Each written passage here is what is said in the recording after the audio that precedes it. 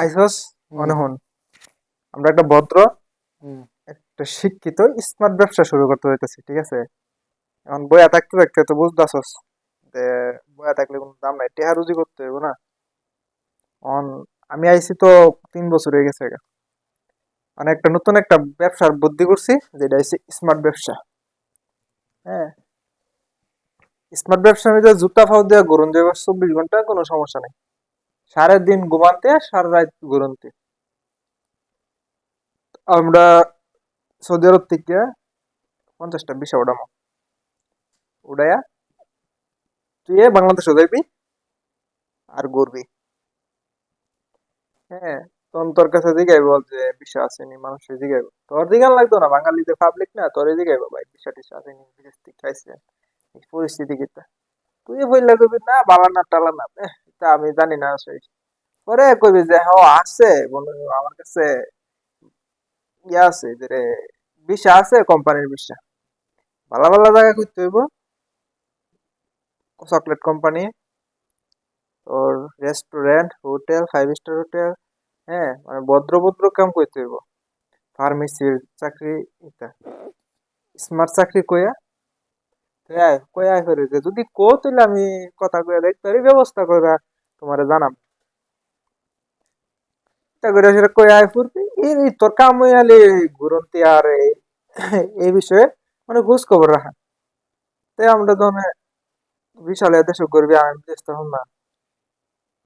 মনে করিস কি যে প্রথম 10-20টা হয়ে যাবো তাড়াতাড়ি, 10-20টা হয়ে গেলে বিশাল আগে ফ্লাইট করে আই করবি সৌদি আরব সব ডেলে।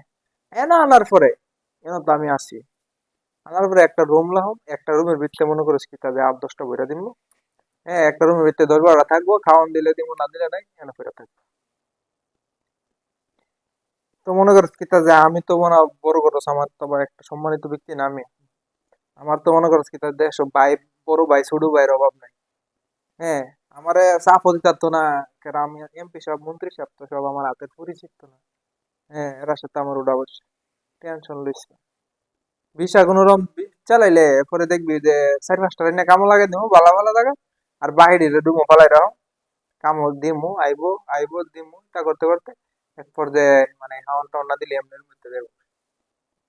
মনে করছিস কি তো যে 5 লাখ টাকা করে ভিসা চালাম, এরপরে নয় চললেছে না, তো মনে করছিস কি কাম কাজ না দিতে পারলে এসে হইবো।